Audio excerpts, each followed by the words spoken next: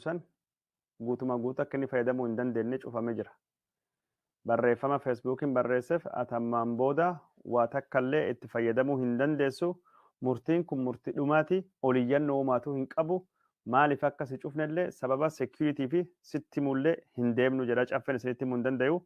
Ani isinitti himuu deema. We have determined that you are not eligible to use Facebook. This decision is final. There is no appeal. Unfortunately, for safety and security reasons, we cannot give you any additional information as to why your account was disabled or deleted.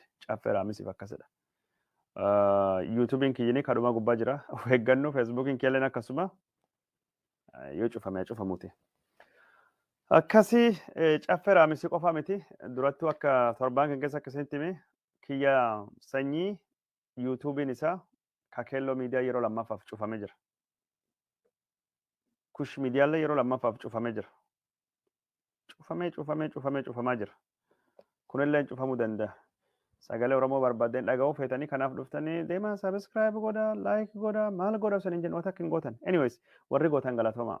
Warri waan goon ammoo waa godhuu baradhaa. Iccitii guddaa takka isinitti himaa jedhee dhufe. Iccitiin guddaan kun haala siyaasaa Itoophiyaatiin wal qabatee biyya keessattuu waan deemutu jiru, waan Oromoon beekuu qabu isin biraan gayuu deema.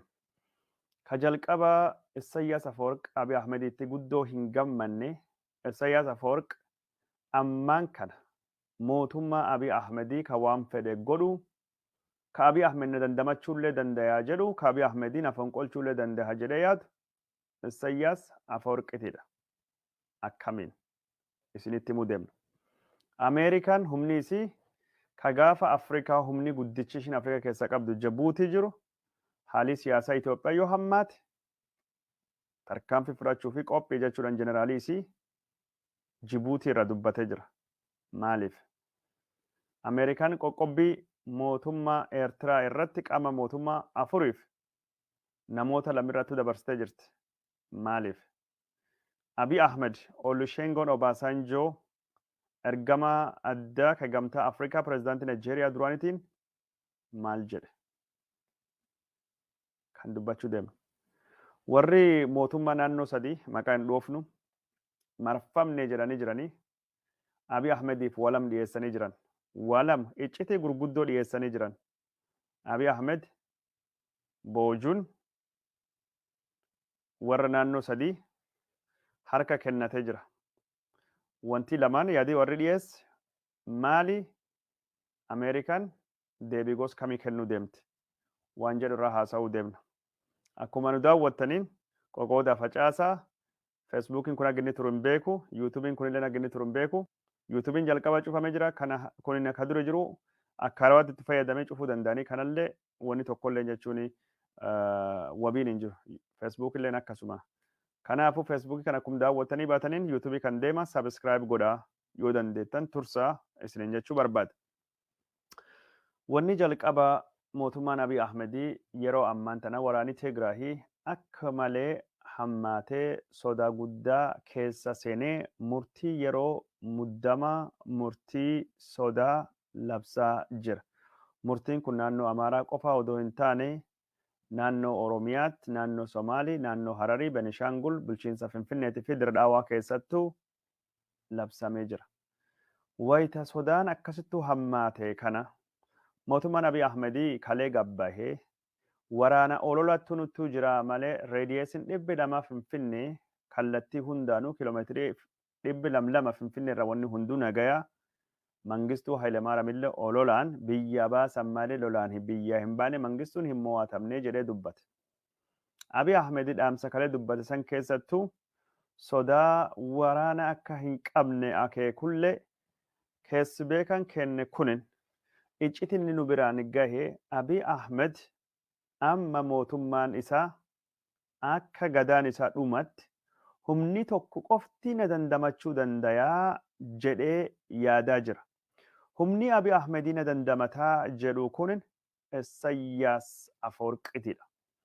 Isaayyaas Afwerqii waggoota sadan darban kana Itoophiyaa keessatti investimentii gurguddoo waraana kanarraa argatee buufatee jira. Lafa Oromiyaa kondominiyeemii fi kaffaltii waraanaa maallaqa guddaa argachuun waraana kanarraa namni akka malee bu'aa buufate isa. Isayyaas fedhii ofiitiif mootummaan kun akka turuu barbaada. Isayyaas yoo akkame xiqqaate birrii doolarii Ameerikaa biliyoonii 3 haga biliyoonii 4 waraan kanarra buufatee jira jedha maddii kennu kunin. Garuu Isayyaas Abiy Ahmediittu gammachuu hin qabu. Warri naannoo Amaaraa ka siyaasaan moo'ame. Ka dirree waraana irratti warra Tigraahitiin moo'ame. Ka ammaan tan lafa naannoo Amaaraa harka wadhakka Tigraahittu bulchaa jedhama. Warri kunin Isayyaas amansiifachuudhaan mootummaa Abiy Ahmedii ka dandamachuu danda'ulleen isa, kan nu dandamachuu danda'ulleen isa, ka ammoo aangoo irra Abiy Ahmedii geggeessuu danda'ulleen isa jechuudhaanii Isayyaas Afawarqii kadhachaa jiran, gunachaa jiran, abaabbalachaa jiran. Gaaffiin guddaan fonqolchi mootummaa Isayyaasii keessatti Isayyaas eenyuu filata? Biltsiginaa Oromiyaa ka Abiy Ahmedii filataa moo warra Amaaraa filataadha gaaffiin guddaan. Odeessaan kun Isayyaas Afawarqii Abiy Ahmedii wajjiin jaalaltii isaa akka malee hammaattee jirti jechuun jaalaltii isaa akka durii hin jirtu. Dubbiin baddee jirti, dubbiin hammaattee jirti. Isayyaas Afawarqiitiif Abiy bakka hedduutti wal dhaban. Isayyaas Abiy jarjaraaf muddama miiraan oofamuu jedhee televizyiinii Eertiraa irratti dubbate beeka. Chikkulinna simmeetaawwii noo jedheen. Isayyaas Afawarqii Abiyyiin akka malee kan inni wal dhabe. Isayyaas Afawarqii akka malee kan inni wal dhabe. Muudama sabattenyaa nugusii gaafa Abiy Ahmedii filannoo gatii guddaan dhufee Jawaar itti dhee, Baqqalaa itti dhee, Abaa ofii kafaa'uu keessa dhiibee hawaasii addunyaa odoo dhowwanii godhee warra Tigraay kanallee irratti waraana labse Isayyaas irrattuu argamuu fi didi. Kunini wal dhabii warra lamaanii akkam akka inni hammaate. Isayyaas waraan isaa gara Tigraahittuu ammaan tana erguu didate. Garuu torbaan kan keessa waraana guddaa gara Finfinneettuu ergee waraanii kun yuunifoormii mootummaa Itoophiyaa uffata basaastota baay'ee erge. Isayyaas Abiyyiin wal hin dubbatu kan hunda ka godhu. Isayyaas ammaan tana mootummaa Itoophiyaa keessattuu mootummaa tahee jira. Isayyaas basaastonni isaa Itoophiyaa guutanii jiran. Warri tikaa, warri nageenya isaa. Abiy Ahmedii ka eegu waraanii guddaan magaalaa Finfinnee dirree xayyaaratii fi namoota siyaasatii fi bakka dinagdee, bakka maallaqa eeguu jedhamu waraan Isayyaasii ka Eertiraa kana. Isayyaas kan mataa isaatii fi ilma isaa Abraha jedhamu wajjin hogganaa jira. Garuu dubbiin sunii miti. Isayyaas Afawarqii ammaan tan Abiy Ahmedii akka malee uf dagatee jira. Abiy Ahmed gaafa aangootti dhufee waraan ofii dhaabbate. Waraanii isaa kunin Riippablikaan Gaardi jedhama. Riippablikaan Gaardi namni hogganu nama Amboo Jeneraal Biraanuu Baqqalaattuu hoggana. Biraanuu Baqqalaa ammaan tan aangoon isaa Riippablikaan Gaardin waraanii isaa hin jiru. Basaasii Abiy Ahmedii kan inni itti abdate kanaan dura Damalaash nama jedhamuttu hoogganaa ture. Damalaash irraa ammaan tana kaasee Tamasgen Xurunee pirezidaantii naannoo Amaaraa duraanittu hoogganaa jira. Tamasgen Xurunee ammoo harka Abiyyiitu bahee warra Amaarattu deebi'ee warra ammaan tan Isayyaasii gara kennattu finne Abiy Ahmed waraanee isaa diigamee jira. Riippablikaan Gaardin isaa naannoo Afariitii fi Amaaraaf Tigraahii keessattuu barbadaa'ee jira. Deeggarsa uummata Oromoo Abiy Ahmedii dhabee jira. Basaasii isalleen yaraadha. Eegduun isa ka waraana ammaan tan kan inni amanu waraana Eertiraati. Basaasii isalleen waraana Eertiraati yookaan basaasa Eertiraati, tikaa Eertiraati. Isayyaasii gara keenyattu finnee Isayyaas amansiifne Abiy Ahmed irrattu fonqolcha goonaa ka jedhudha. Isayyaas Abiyyiittu akka malee gammachuu hin qabu. Isayyaas Abiyyi hin jaalatu. Garuu Abiyyi akka inni mo'amullee mootummaan kun akka inni mo'amu hin barbaadu. Maaliifi Isayyaas wayyaaneen diina bara baraati. Diinii guddaan Eertiraa warra Tigraahii jedhee waan yaaduuf warri kun akka aangootti deebi'u Isaayyaas fedhii takka waan jedhamu hin qabu. Abiy Ahmedii namni inni simmeetaawii chikkul ittiin jedhe aangoo irra akka turu hin barbaadu Isaayyaas. Isaayyaas wal jajjii kan keesseene warri Amaaraa yeroo kanatti dhufanii Isaayyaas Afoorqii nu bira haa dhaabbatu nu haa gargaaru Abiy Ahmedii fuula dhoowwadhi deeggarsa dhoowwadhi waraan dhoowwadhi akka inni aangoo irraa kahu godhi. Abiy Ahmed akka isaatii kana humni tokkollee hin danda'in hin fonqolchuu jedhee dubbachaa ture. Itoophiyaa keessatti fonqolchii mootummaa waan yaadamu miti. Yoo fonqolchii mootummaa geggeeffamu tokkoffaa waraan keessatti olaantummaa humnii qaba hin jiru. Lammaffaa waraan keessatti uummatattu na duuba jira. Fonqolchii mootummaa yoo godhame Burraayyuu, Gafarsaa, Sabbata የሚባል ነገር አለ jedhee uummata Oromootu na deeggaraa jedhee yaadaa jira. Amma deeggarsi uummata Oromoo san isa duuba hin jiru. Lammaffaa waraaniin ittiin abdatee ittiin dhaadatu Rippaabilikaan Gaardii fi waraanii Abiy Ahmedii hin jiru. Sadaffaa basaasaa fi tiikaa wanni jedhamu hin jiru. Afuraffaa dinaagdee wanni jedhamu hin jiru. Shanaffaa Abiy Ahmedii eegi fonqolfamellee deeggarsi dippiloomaasii wanni jedhamu hin jiru. Abiy Ahmedii haalli inni keessa seenee rakkoo inni keessa seenee jiru rakkoo kana. Haala kan keessattuu Abiy Ahmedii maal ta'uu deema? Haala kan keessatti Abiy Ahmedii maaltu isa eeggata? Abiy Ahmedii haala kan keessatti Isaayyaas malee irkoo maalii qaba? Tiksee maalii qaba? Eegduu maalii qaba? Haala gos kana keessattuu Abiy Ahmed Isaayyaas Afoorqiif waan inni barbaadu hunda ni godhaaf. Lafa haa taatu, kondominiyeemii haa taatu, doolaarii biyyittii qabdu waraannaa ergii jedhee kadhatee miilattu jigee hudduu har'aa barbaada. Garuu Isaayyaas didee jira. Maaliifi Isaayyaas ammaan tana warra Amaaraatii fi Biltsiginnaa Oromoo jidduutti waan jira laalaa jiran. Biltsiginnaan Amaaraa kana ka argite Abiy Ahmed harka micciiraa jirti. Waan nuti hin jenne cufaayyuu fudhadhii jedhanii Abiy Ahmed waan isaanii hunda fudhachaa jiran. Abiy Ahmed kanaan durattu watak waraana keessatti olaantummaa namni qabaa hin jiru gosi tokkolleen waraanii Itoophiyaa akka durii olaantummaa Tigraahii qabaatee yookaan ammaan tana Oromoo Amaaraa qabaatee fonqolchii mootummaa hin gaggeeffamu jedhee yaadaa ture. Waraana keessatti waraanii Itoophiyaa harka 100 keessa harki 35 Amaaraa Oromoon harki 27 waraana ammaan tana jiru. Sabaa fi sablammiin gadafani hagi gadafe. Amma immoo warri Amaaraa raayyaan ittisa biyyaa baay'ee miidhamee jira, caphee jira, barbadaawee jira, humna hin qabu. Kanaafuu raayyaa ittisa biyyaa Itoophiyaattu faannoon Amaaraa mootummaa ta'ee dabalamuu jedhanii murtii dabarsanii jiran. Mootummaan Abiy Ahmed yaamicha dhiyeessee jira. Kunin yaamicha naannoo Amaaraa irra dhiyaate mootummaan Abiy Ahmedii fudhate. Kun jechuun faannoon Amaaraa kumaatamni raayyaa ittisa biyyaa Itoophiyaa ta'uu deeman. Liyyuu Haayiliin Amaaraa kumaatamni, Liyyuu Haayiliin Amaaraa kumaatamni miseensa raayyaa ittisa biyyaa Itoophiyaa ta'uu deeman.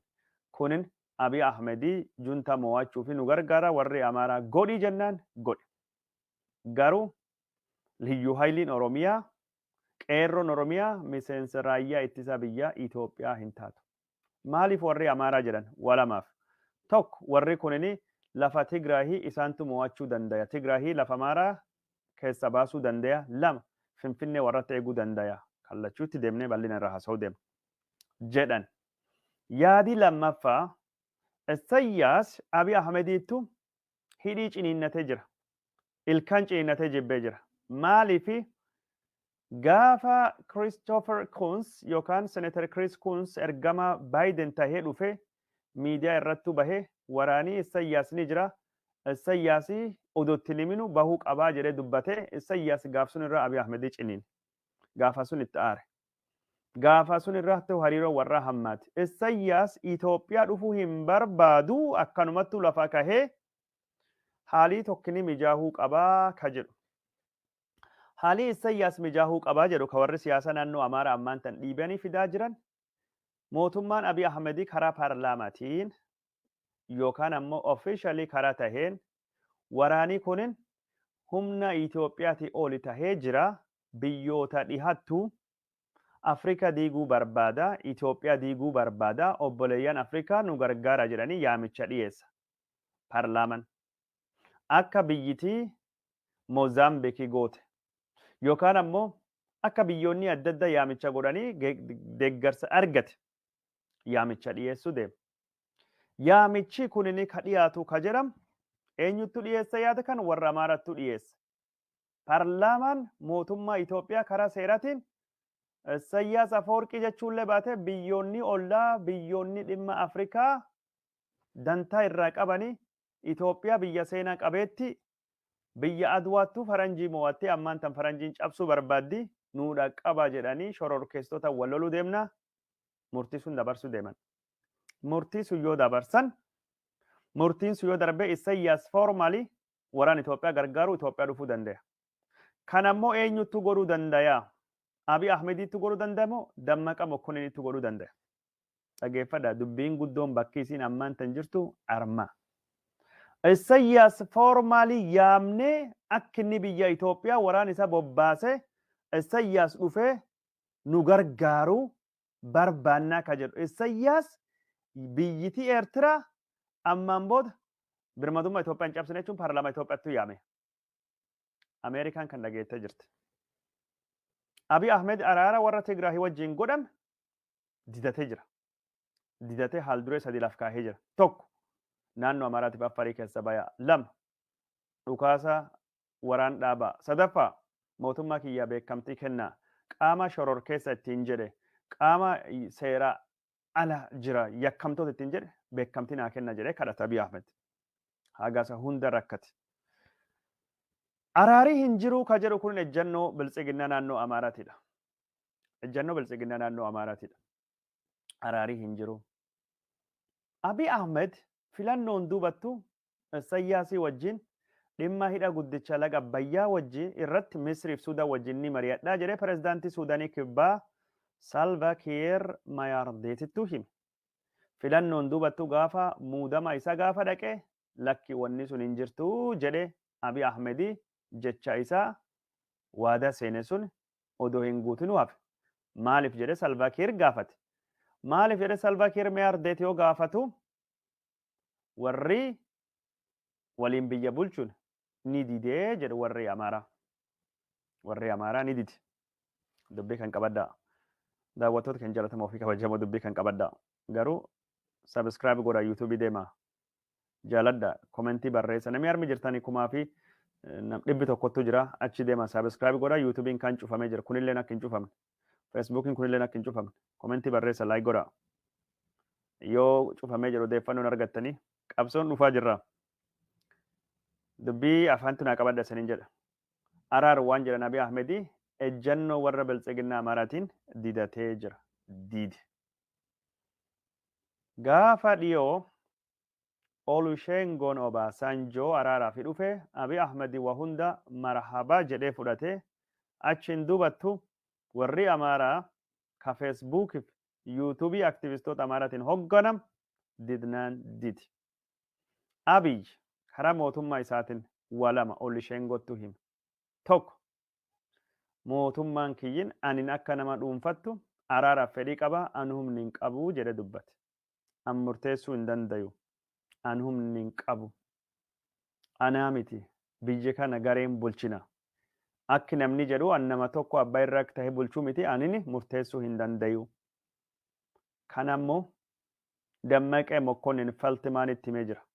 Yoo nu araar jenne waan Ameerikaan dhufteen kan fudhanne Amaarii guyyaa takkatti nu garagalcha nu hin bulchu sodaan ummata Amaaraa malee akka isaan yaaddan wayyaane miti yookaan warra Tigreeti miti jedhee itti himee jedha. Kana madda dippiloomaatotatti jedha. Amma wanni guddaan tokkin Abiy Ahmedii araar didatee jira. Araar yoo didate dubbiin gar waraanaa deemte. Dubbiin gar waraanaa deemte humni isaa diigamee jira. Waraanii isaa meekanaayizdi ka ta'e waraanii isaa kalafaa waraanii isaa liyyuu haayiliin waraanii naannolee cuftu diigamee jira.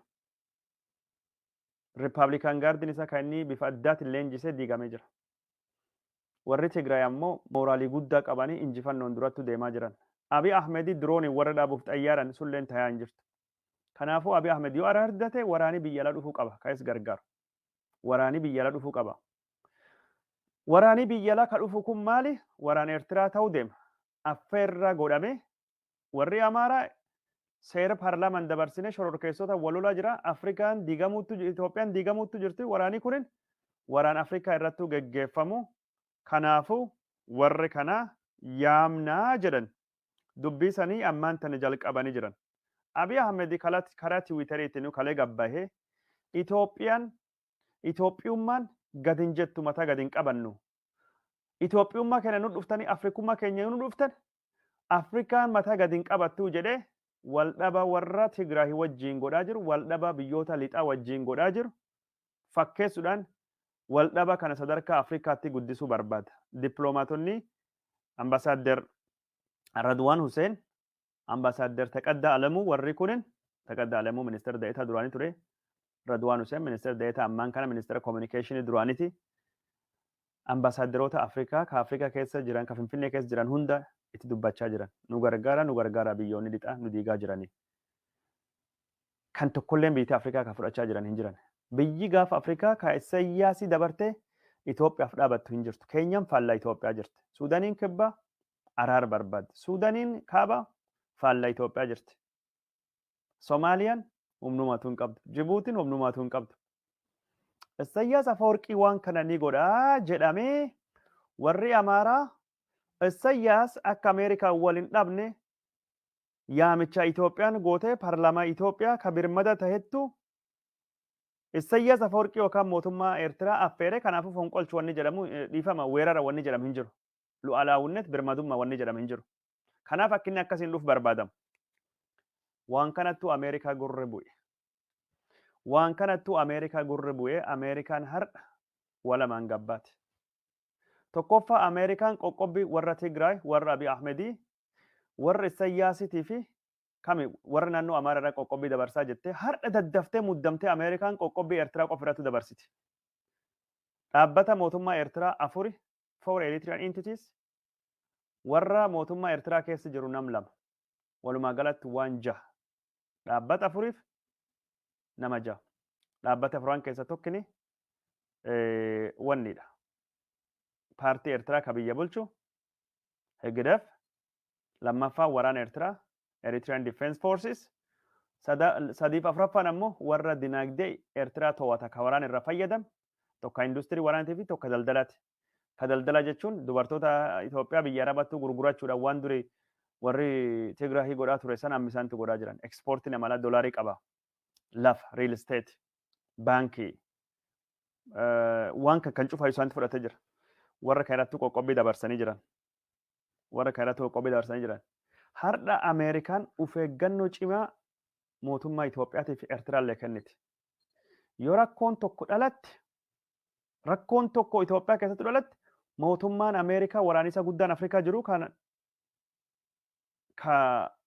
Jibuutii jiru qophiidha jedhee jeneraalii Ameerikaa dubbate. Dhaamsa sun namni hedduun yoo